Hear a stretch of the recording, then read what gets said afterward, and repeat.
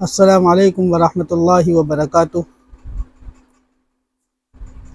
آج ایک ایسا مضمون ذہن میں آیا، سوچا کہ اس پر بھی ایک کلپ بنائی جائے جو اکثر لوگ شکایت کرتے ہیں، اور جس سے بھی ملاقات ہو زیادہ تر لوگ اس کی شکایت کرتے رہتے ہیں۔ وہ ہے رزق میں تنگی۔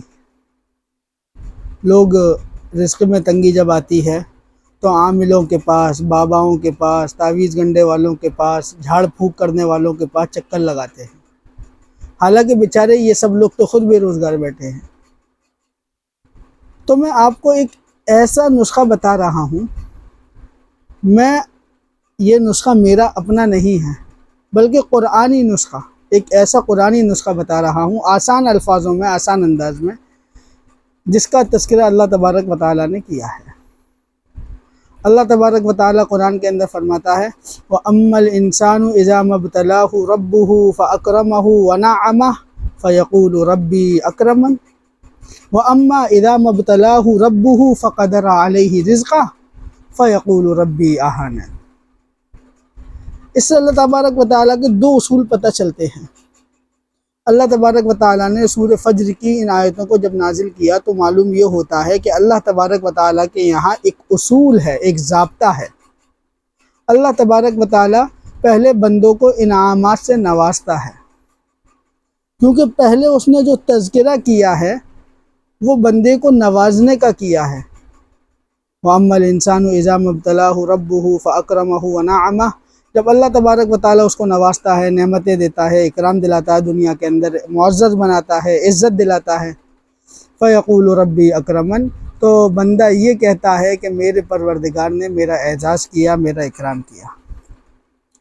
اس کے بعد بندہ خود کو چھوٹا فرعون سمجھنے لگتا ہے، چار پیسے آئے نہیں، اپنے آپ کو فرعون کے مشابہ سمجھنے لگتا ہے، ظلم و تشدد اس کا پیشہ بن جاتا ہے، حقوق انسانی اس کا پیشہ بن جاتا ہے، اس کے پڑوسی، اس کے رشتہ دار، اس کے بھائی بند، اس کے خاندان والے، اس کے دوست اور احباب اس کو حقیر سے لگنے لگتے ہیں، چھوٹے سے لگنے لگتے ہیں، کیونکہ خود کے اندر فرعون ایک جاگ جاتا ہے۔ جب اللہ تبارک و تعالیٰ آزماتا ہے، پھر رزق کم کرتا ہے، رزق میں تنگی لاتا ہے۔ یہ تنگی دو طریقے کی ہوتی ہیں۔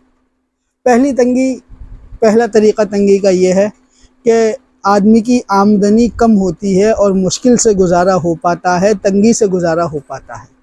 یہ سمجھ میں آتا ہے کہ آمدنی کم ہے، گزارا مشکل سے ہو رہا ہے۔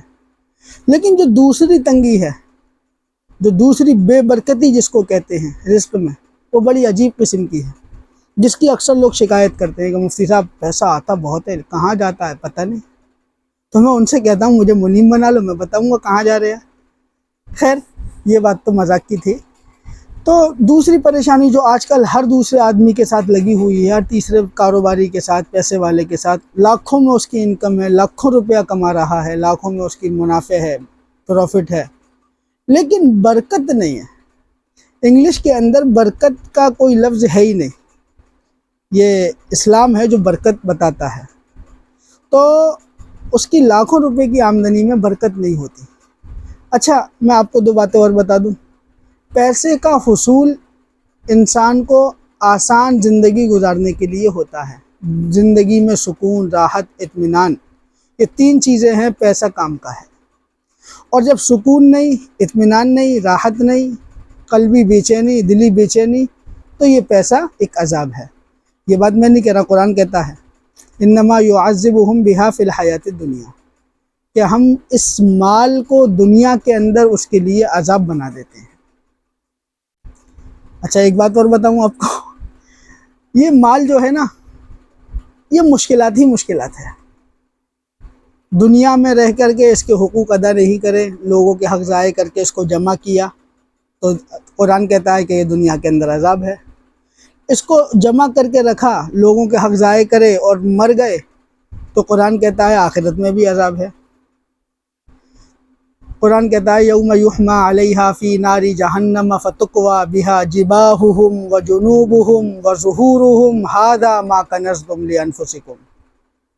اللہ تبارک و تعالیٰ وہ سونا چاندی گرم کرے گا، پگھلا کر کے اس سے داغے گا جسم کو، اس کی پیشانی کو داغے گا، اس کی بغلوں کو داغے گا، اور وہ اس کو جو آپ نے زیور اور سونا چاندی پیسہ جو آپ نے جمع کر رکھا ہے اس کو زبان ملے گی، وہ بولے گا ھذا ما کنزتم، یہ وہی ہے جس کو تم اکٹھا کیا کرتے تھے، فذوقوا ما کنتم تکنزون، تم اب اس کا مزہ چکو جس کو تم جمع کیا کرتے تھے بڑی محبت سے، حلال حرام جائز ناجائز، کس کو تکلیف ہو رہی ہے، کس کے پاس سے آ رہا ہے، کیسے آ رہا ہے، کوئی پرواہ نہیں، تو کہے گا یہ وہی ہے۔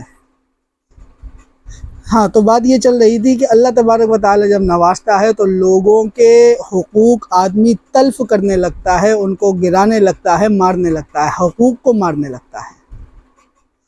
اور دوسری آیت میں اللہ تبارک و تعالی فرماتا ہے وَأَمَّا الْإِنسَانُ إِذَا مَا ابْتَلَاهُ رَبُّهُ فَقَدَرَ عَلَيْهِ رِزْقَهُ، جب اللہ تبارک و تعالی آزمائش میں ڈالتا ہے، رزق کو تنگ کرتا ہے، جو طریقے آپ کو بتائے رزق کم کرنے کے، ایک تو آمدنی کم، دوسرا آتا تو بہت ہے لیکن جاتا کہاں ہے پتہ نہیں، تو یہ دوسرا طریقہ زیادہ خطرناک ہے۔ پہلے میں آدمی کو صبر ہوتا ہے کہ آمدنی کم ہے تو مشکل سے گزارا ہو رہا ہے، دوسرے میں بڑی عجیب سی بے چینی رہتی ہے کہ آ بھی رہا ہے، پتہ نہیں کہاں جا رہا ہے، مولوی صاحب بتاؤ، کوئی تعویذ دو، کوئی دم کرو، کوئی پھونک دو، بابا کے پاس، مزاروں پہ، صحیح جگہ نہیں آتا۔ قرآن کیا بتا رہا ہے؟ قرآن بتاتا ہے فَقَدَرَ عَلَيْهِ رِزْقَهُ فَيَقُولُ رَبِّي أَهَانَنِ، جب اس کو اللہ تبارک و تعالیٰ تنگی میں ڈالتا ہے، اس کا تھوڑا امتحان لیتا ہے، تو پہلی بات تو اللہ تبارک و تعالیٰ کے بارے میں کہتا پڑتا ہے کہ میرے پروردگار نے میرا اعزاز نہیں کیا، مجھے ذلیل کر دیا۔ ارے اللہ کا یہ آزمائش ہے، اس کو خوشی خوشی قبول تھا، آج تھوڑی تنگی دی ہے، اس کو بھی خوشی خوشی قبول کر لیجئے، زندگی کو آسان بنانا سیکھیے۔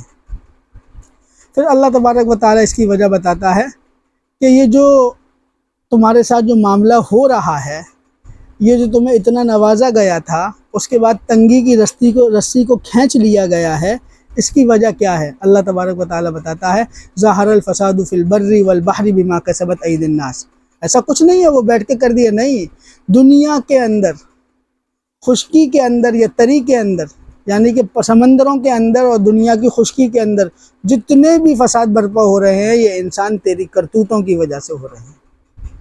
اور آگے بتاتا ہے کلا بل لا تکرمون الیتیم، کہ اس کی سب سے بڑی وجہ یہ ہے کہ تیرا جو رزق تنگ ہوا ہے، اس کی وجہ یہ ہے کہ تو یتیموں کا اکرام نہیں کرتا ہے۔ یتیموں کا تو چھوڑو جی، 2 پیسے آنے کے بعد، 4 پیسے آنے کے بعد وہ باپ کا اکرام نہیں کرتا، یتیم کا کیا کرے گا؟ تو سب سے بڑی بات یہ ہے کہ یتیم کو کھلانا پلانا، اس کی دیکھ بھال کرنا، یہ الگ مسئلہ ہے۔ اللہ تبارک و تعالیٰ یتیم کا اعزاز چاہتا ہے۔ کیا چاہتا ہے؟ اعزاز، اس کو عزت دی جائے، اس کی ضرورت پوری وہ تو کرنی ہے، وہ تو حق ہے، جو تمہارے پاس مال آ رہا ہے اس کے اندر اس کا حق ہے کہ آپ اس کی ضرورتوں کو پورا کریں، لیکن ضرورتیں پورے کرنے سے کام نہیں چلے گا۔ اللہ تعالیٰ نے یہ نہیں کہا کہ آپ اس کو کھلائیں پلائیں، اس کی ساری ضرورتوں کو پوری کریں، نہیں، سب سے بڑا سوال جو ہے وہ کیا ہے؟ کلا بل لا تکرمون الیتیم، کہ تم یتیموں کا اعزاز نہیں کرتے ہیں۔ اور پھر دوسری بات بتاتے ہیں وَلَا تَحَاضُّونَ عَلَىٰ طَعَامِ الْمِسْكِينِ، کہ تمہارے ہاں ایسا معاشرہ بھی نہیں ہے کہ آپس میں ایک دوسرے کو یتیموں کے کھانا کھلانے پر ترغیب دیتے ہو۔ یہ یتیموں کا مسئلہ رہا، ہمیں یتیموں کا اعزاز کرنا ہے، اور جب بھی رزق تنگ ہو تو کسی یتیم کی کفالت کرنا شروع کر دو۔ یہ قرآنی نسخہ ہے، میرا نسخہ نہیں ہے۔ مجھے امید ہے کہ اگر آپ کا رزق تنگ ہو رہا ہے اور آپ کسی یتیم کی پرورش کرنے لگے یا اس کی دیکھ بھال کرنے لگے، اس کو اعزاز اور اکرام اور عزت سے نوازنے لگے، تو میں اس بات کی گارنٹی لیتا ہوں اللہ تبارک و تعالیٰ تمہارے رزق میں وسعت پیدا کر دے گا۔ اور دوسری بڑی وجہ رزق میں بے برکتی کی، تنگی کی، وَتَأْكُلُونَ التُّرَاثَ أَكْلًا لَمًّا، تم میراث کا مال ہڑپ ہڑپ کر کے کھا جاتے ہو، تم میراث دینا ہی نہیں چاہتے، تمہاری نیتوں میں میراث دینا ہے ہی نہیں، تم نے اپنی ہمشیراؤں کو، بہنوں کو محروم کر رکھا ہے۔ اس سے بھی توبہ کریں اور یتیموں کا اعزاز شروع کریں، یتیموں کا خیال رکھنا شروع کریں۔ اللہ تبارک و تعالیٰ سے مکمل امید قوی ہے کہ اللہ تبارک و تعالیٰ اس کے کرنے والے کو ضرور بالضرور رزق میں وسعت پیدا فرما دے گا۔ اور جب بھی اللہ تبارک و تعالیٰ سے دعا کرو تو یہ دعا کرو اے اللہ ہمیں رزق حلال طیب عطا فرما، رزق واسع عطا فرما، ایسا رزق عطا فرما جس سے ہمارا دل مطمئن ہو جائے۔ اللہ تبارک و تعالیٰ آپ کو بھی یتیموں کا خیال رکھنے والا بنائے، مجھے بھی اس پر عمل کرنے والا بنائے۔ وآخر دعوانا الحمد للہ رب العالمین۔ السلام علیکم ورحمۃ اللہ وبرکاتہ۔